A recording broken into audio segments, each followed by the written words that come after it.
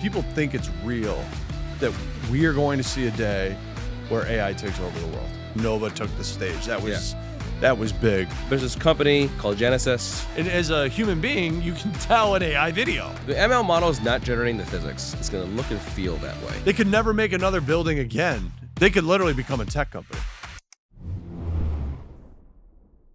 Do you hear, though, like I hear from less the business community, more just folks that are just trying to make sense of AI, that there is this heightened sense of like people think it's real that we are going to see a day where AI takes over the world. Like that's pretty crazy. I think it's crazy. I think it's crazy. I do think it's crazy.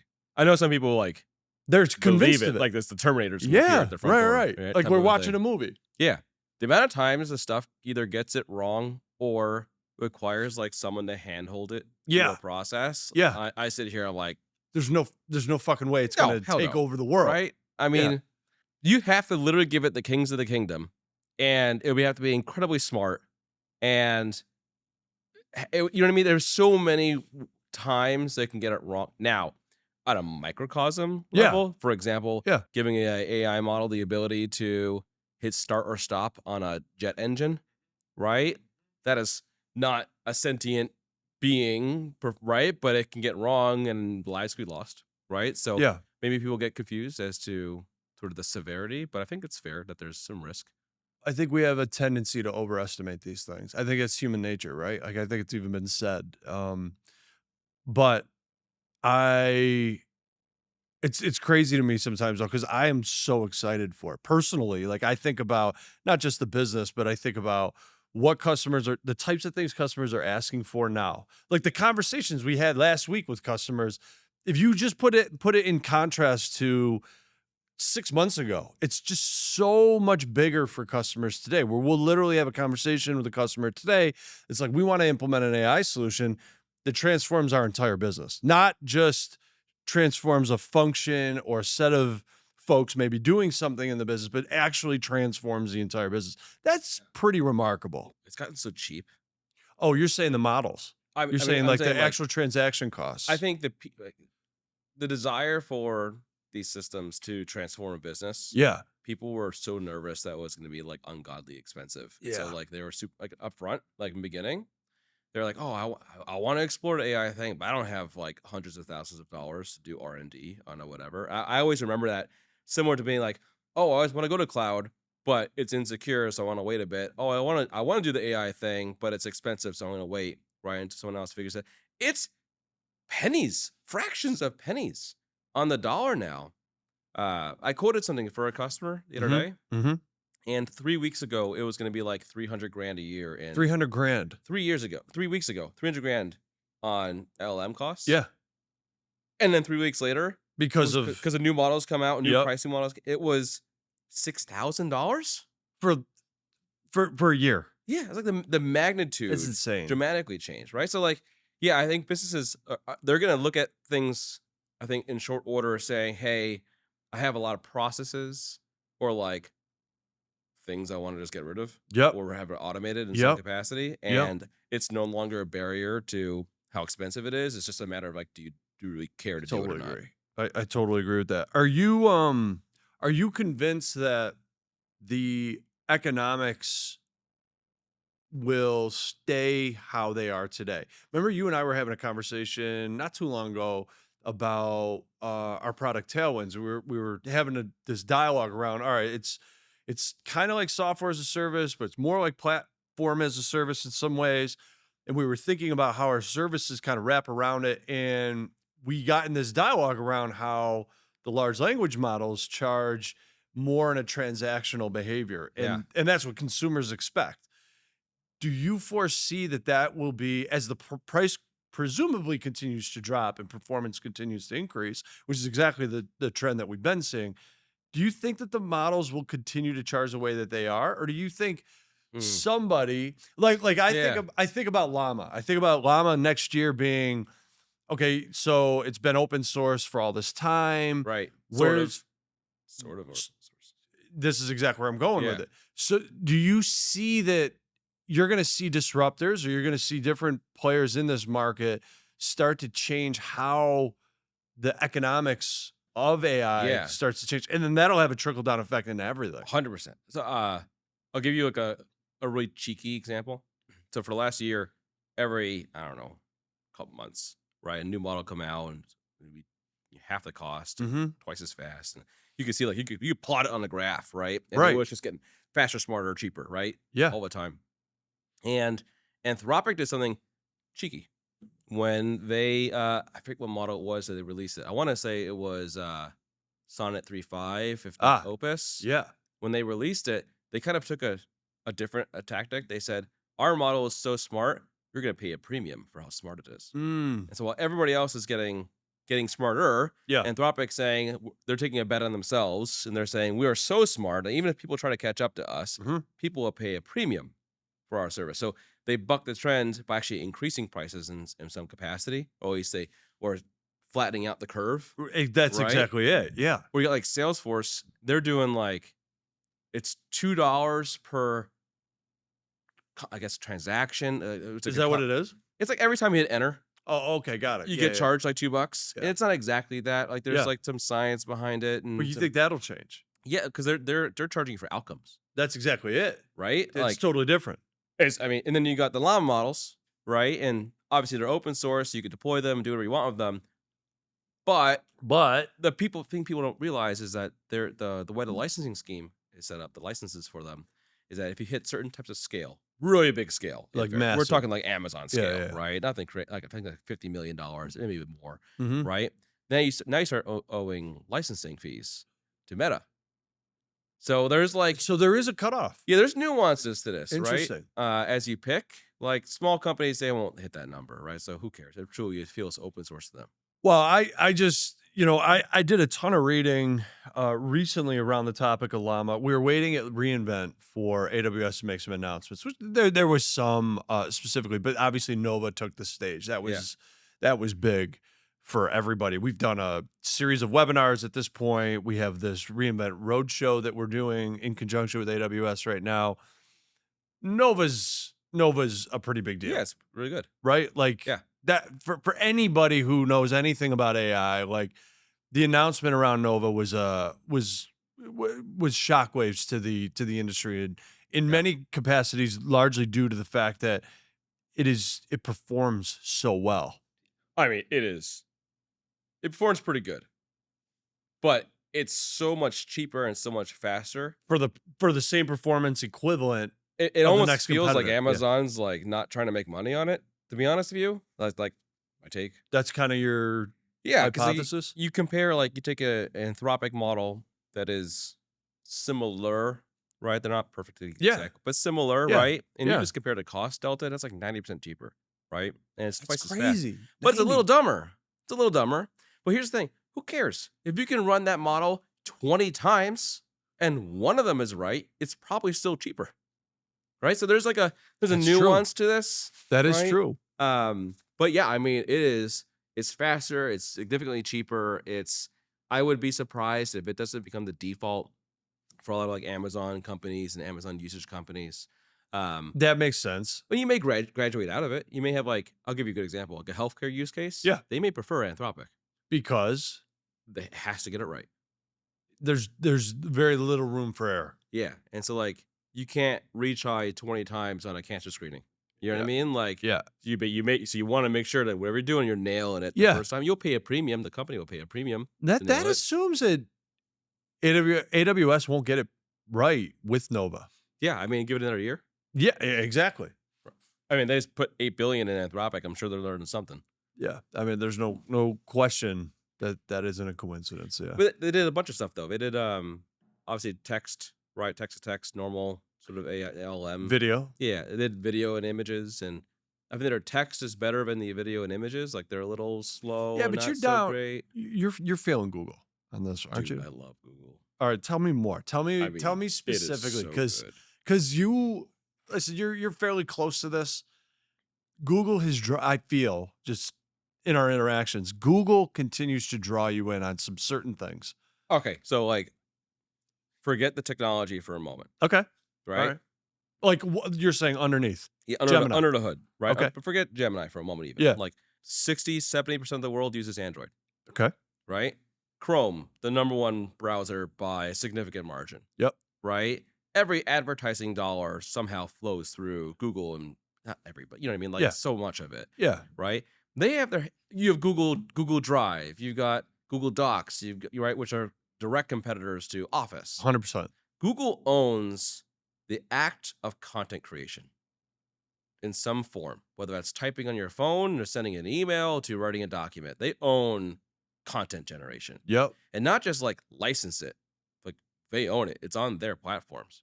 You combine that with they also own the chip layer, just like Amazon does, right? Yeah. They Which a also lot of people don't talk about. yeah, because that's like economies of scale problem, right? You own That's the what chip, it you is. own Yeah. the scale, Right. right? You combine those two things with this whole LLM world came from Google. So Google put out the Transformers paper, which is what ChatGPT and Mhm. OpenAI was built on. Prior to 2021. Yeah, I forget the exact date. I want to say Okay. it was like 20, maybe in 2020, Okay. give or take. But Okay. Google put it out and they put it into the world, and they didn't know what they had. It felt like a Kodak moment, to be honest with you, Mm. for Google. And they put it out there, and OpenAI was the first to really just like take the bull by the horn and do a big product around it. That's where GPT-2, GPT-3 came into the world. Really? But that means That's that the genesis. but Google then had the smarts. They had the chip layer, they had all the content generation, they got the right people in the room, right? Mhm. They have every card in their favor. The only other company that's kind of like that is going to be like an Alibaba, or it's Mm. going to be like a Meta, right? In some respect, Mhm. right? Like Amazon doesn't own the content generation layer. They own the chip layer, Yeah. right? Yeah. Like they don't have an Office 365 comparable. Exactly. They don't own Slack, Right. right? Right. And so when I think about like forget the model for a moment, and I just think about the underlying will they win sort of aspect of it, Mhm. I feel like Google's got every card, right? Like, So wait, you're going as far as saying they're the sleeper in this whole thing. oh, 100%. Like I don't even think they're sleeper anymore. next year, 2025, 2025, right around the Google's corner. here. You're feeling like it's Google's time. If It- Google doesn't figure this out, it would be like the biggest egg on their face type of it. Imagine literally having every card in your hand and still losing the game. Right. I don't know. They have all the money in the world. Yeah, that's true. Right. They have That is very true. They just did an acqui-hire of I think it was Inflection AI, Mhm. which is one of the guys who was a part of DeepMind, and then he Mhm. left to start his own thing. They brought him back in, like so you consider all the sort of the intangibles, right, of like what they have around them, Right. Exactly. and then you look at what they decided that they put their effort really into it over the last 6 months, and in the last like 2 months, a month, like the stuff they're putting out, ridiculous. You got the new Gemini 2, Flash 2 Yeah. that just came out, and it's wicked fast, incredible performance. Mhm. It's got 1,000,000 token context length, Mhm. right? Which is like Anthropic's 200,000 for some context here, Yeah, right. It's 5 times more, Right. right? Nova's 300,000. It's 3 times more, right? It's so cheap. They give it away for free for the first 1,500 uses per day. Where does it fall down? Where is it not ready for game time? It's not the smartest in the room. That's still Anthropic the and issue. OpenAI still own Yeah. the smartest models in the room, Right. right? But Google's committed to releasing this. This was supposed to be their dumb fast model.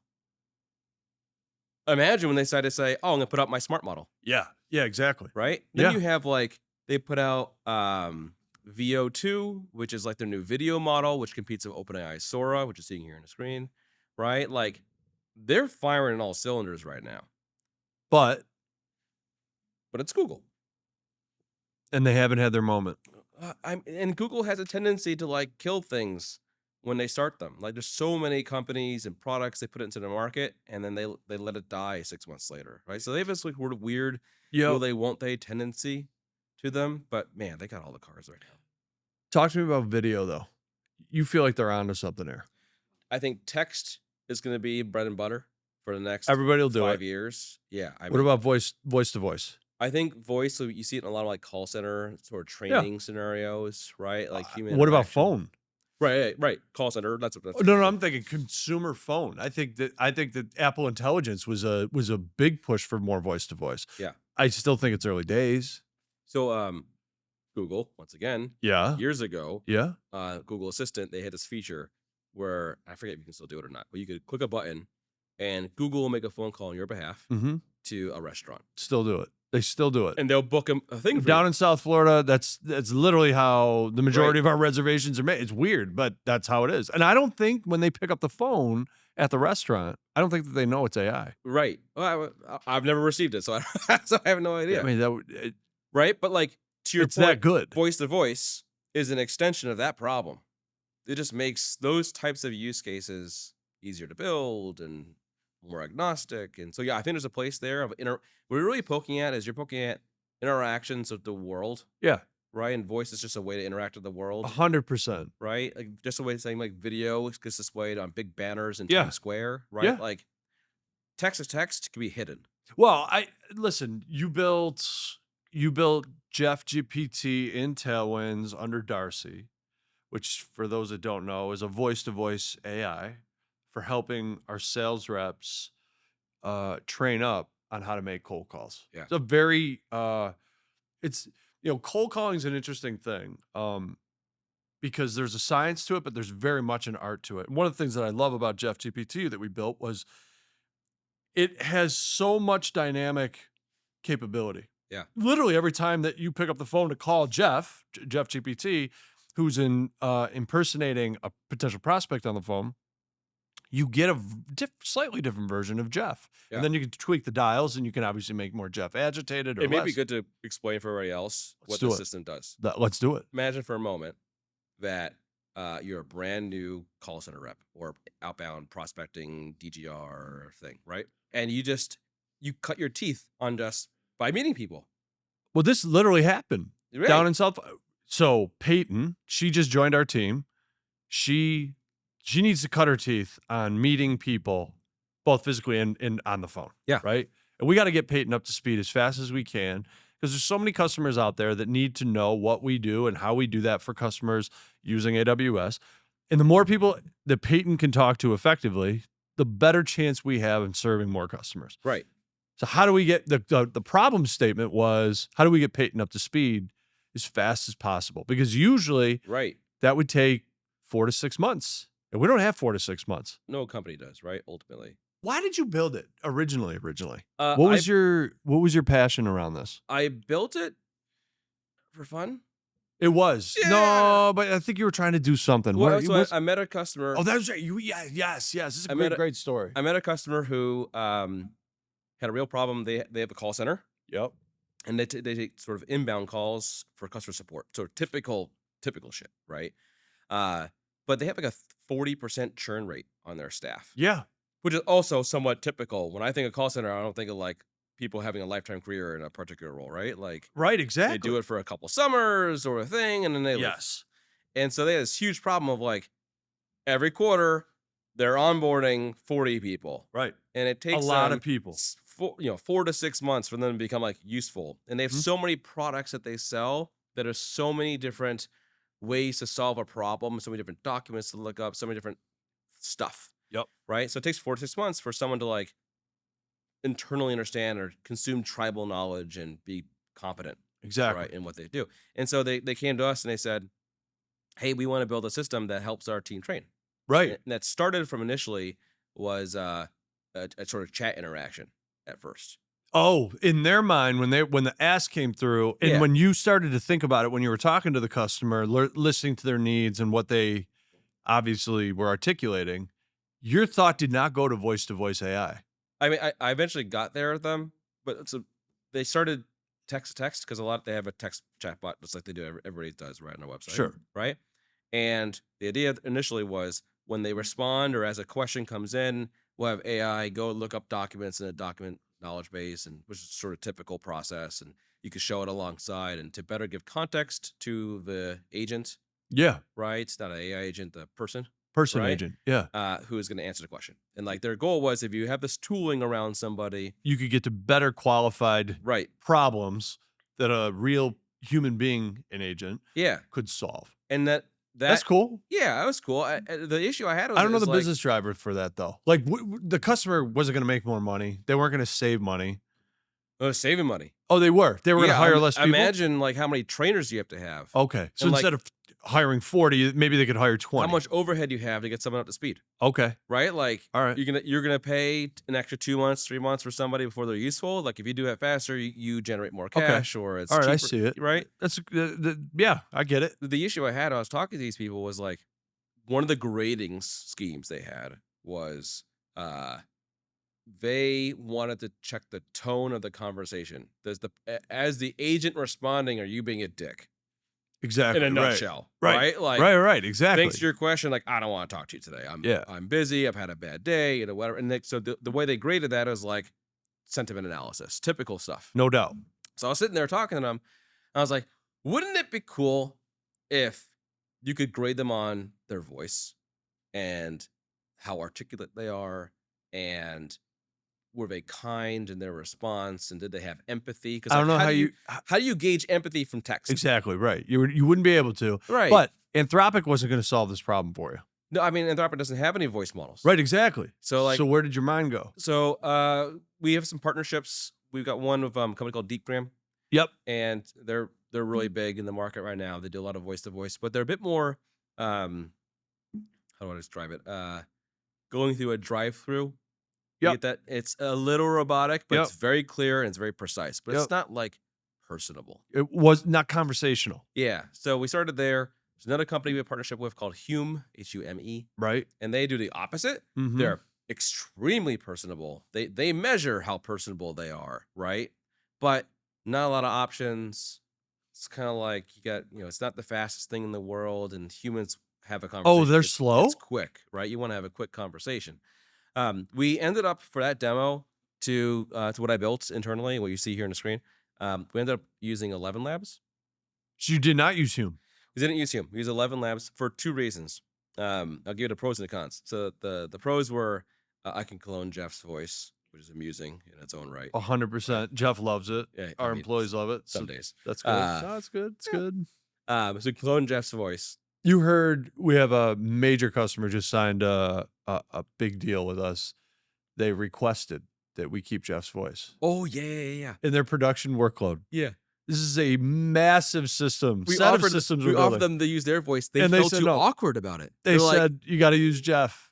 well, they were so awkward. Like I don't know whose voice we'd even use, and It's like how do you amazing. say? It's like This we'll is just keep Jeff's amazing. voice. Jeff is a celebrity. Yeah. Mhm. If he signs up, Jeff, if you watch this, if you sign up, you'll get paid for using your voice. He won't watch this. I I know. know Jeff well enough to know. He'll That's hear about this though. So it's gonna be like 3 pennies. Right? Exactly right. His royalty. So it's fast.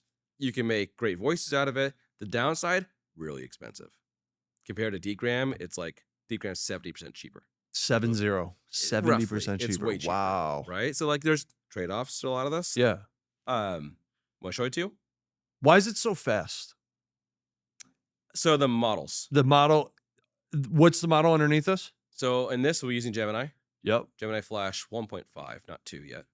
And when we go to 2, it'll be even faster. It'll be even It'll be faster. smarter. It'll have a better conversation. and then you turned on Nova for a period of time for this. We did. It was okay in that it wasn't the snappiest back and forth. Okay. It was very passable. I don't think you'd like notice, to be honest with you. Okay. Like as someone who's done it probably 300 times now, Yeah. like I can notice like it's You off notice by, a like, little- 50 milliseconds. Yeah, like, yeah, that yeah. seems a little not. People Yeah. don't talk like that. Right. Exactly. So Yeah. Gemini, where it's at right now, Gemini it's good. Oh, it's great. Does it specialize in voice to voice? Okay. It's gonna be a little wild. Yeah. Let's talk about it. That's why we're here. So it's like Nova, for example. And I'll talk about Gemini. Nova, there's 5 models in the model family. There's Nova Light Pro and Micro, which are all text-to-text models. So text is one modality, Yep. right? Yep. You've got Real and then Canvas. Canvas is the image generator. Right. Real is the video generator. 2 separate modalities. Totally get it. So now you have 3 total modalities across 5 models in a family. So you got really, if you want to interact, you have to choose 3 different ways. Yeah. Okay. Google decided to be very different. From the from the As of jump, they recent, were. recent. Oh, recent. So really? in the new Flash Shadow release Yep. they did, all those modalities are in one model. It's very interesting. It makes you wonder if others are going to do this. I mean, you can do things now like you could be having a chat conversation And then and then switch to video. swap to voice, Right. or tell it to make you a video, or have it make you an image. it does on the not fly. It does matter. all of them Yeah, it's pretty. at the same That's time. pretty badass. I mean, it's a different technology. It's a different way to like, technically implement something. Sure, So of I don't course. know how transferable that is. We'll see. For a lot of companies, but But I you don't have mean- the deal is when you're building, you don't specify. yeah, It's pretty cool. right. Like you can.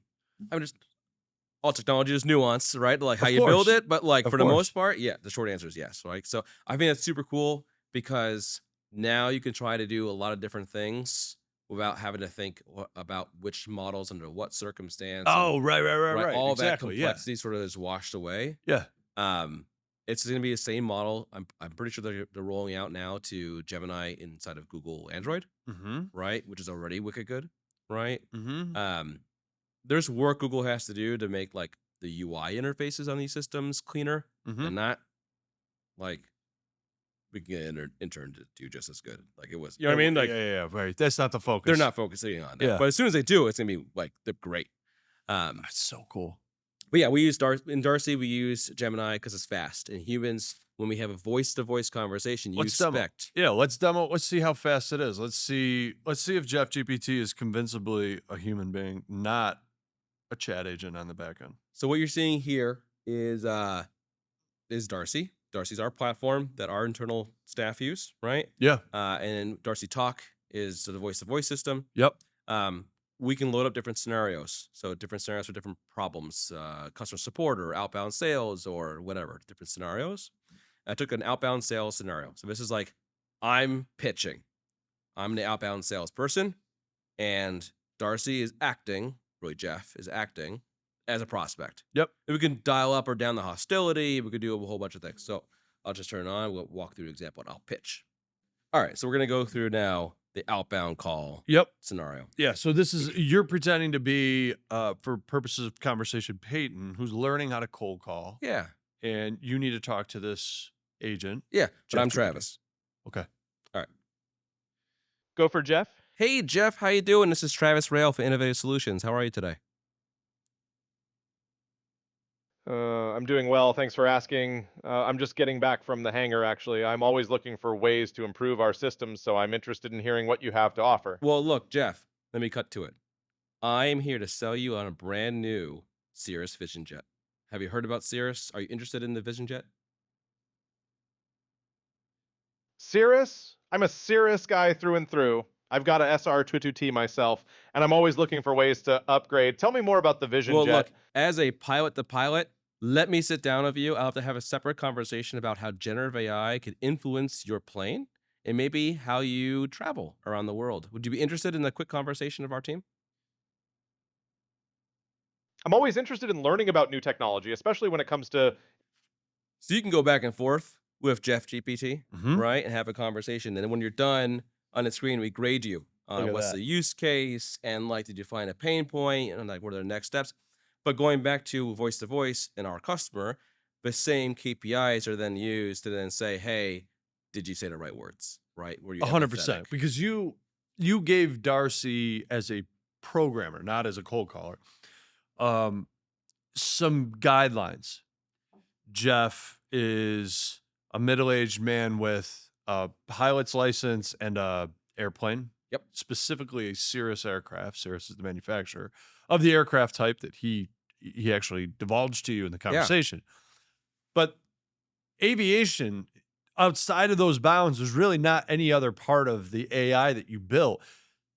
The reality is Jeff GPT is listening on the other end to see if you have anything to offer him of value Totally. with discrete information or data. Yeah. And that's what gets you through the door. That's how you break the code of Darcy. If you dial up the hostility on this thing Yeah. and you don't show value, it starts telling you to like shut the fuck up. That's right. It's like get the fuck off the phone. That's right. It's like it Because gets that's how a human being would be. right. Like I don't know who you are. Like you Exactly. calling me, I'm gonna hang up on you. Did that seem a little delayed? The responses? I think the first one did a slightly. Yeah. but the I followed hadn't ones were seen that better. before. It's usually snappier Yeah. than that. I don't know if it was did you change anything on the back end? I don't think so, offhand. Huh. Well, it's fascinating. And I think as we continue to evolve, the capabilities of systems like that, I think that's an interesting thing. I know we only got about like 5 more minutes. Yeah.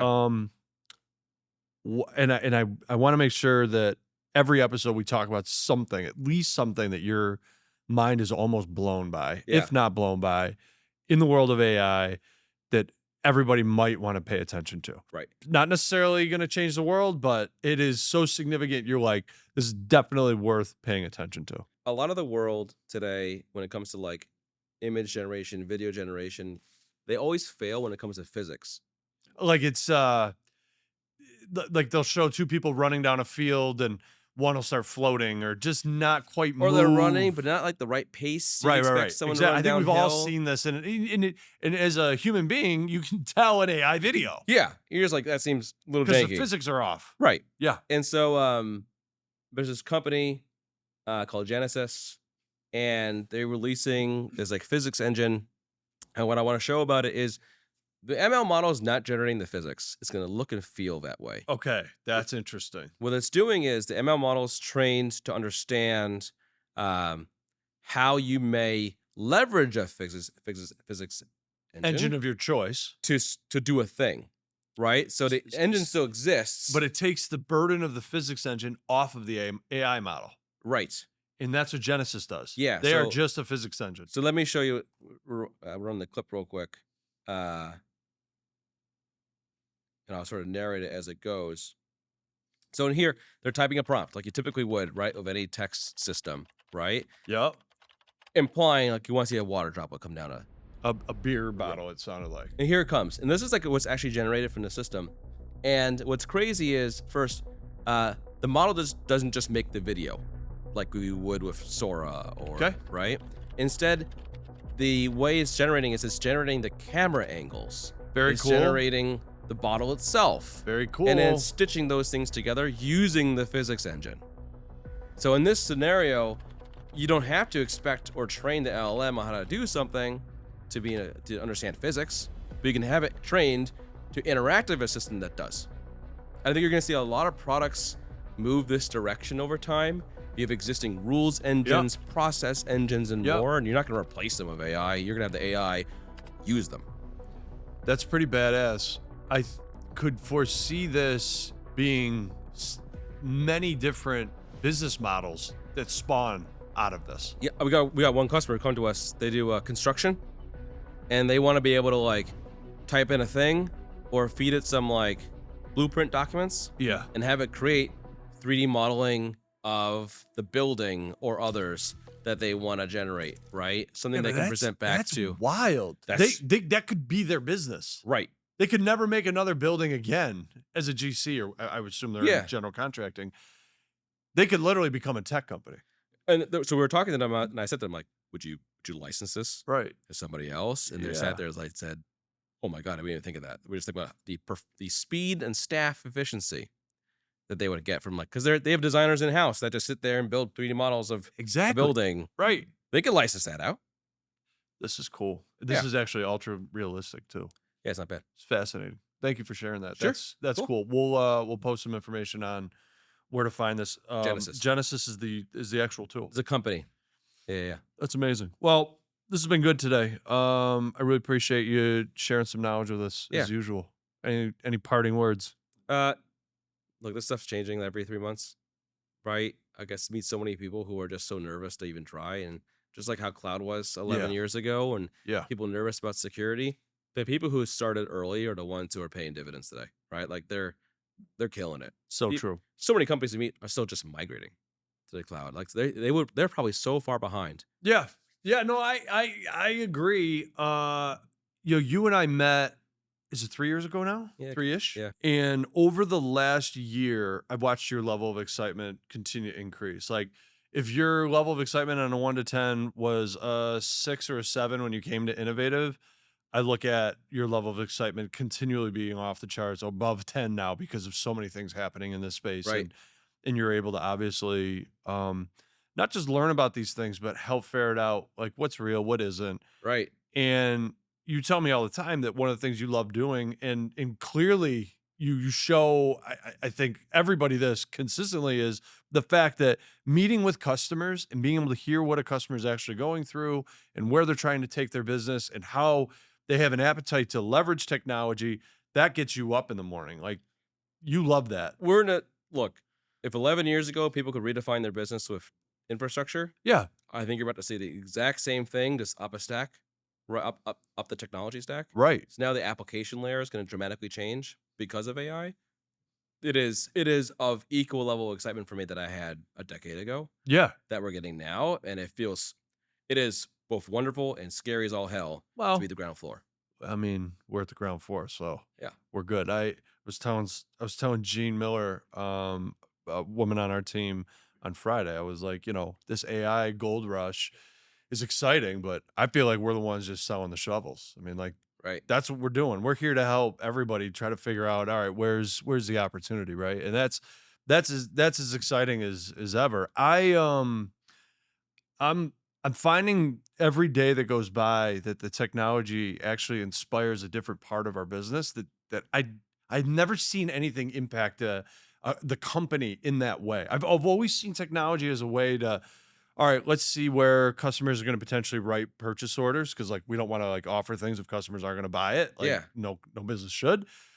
I don't think of AI that way though. I think of AI as just like this area where the customer really just doesn't know what they don't know. Right. And the biggest opportunity in front of us right now is helping them understand some of that universe in bite-sized chunks. So cool. Thanks, Trev. Appreciate it. Thanks Yeah. everybody for listening in. See you.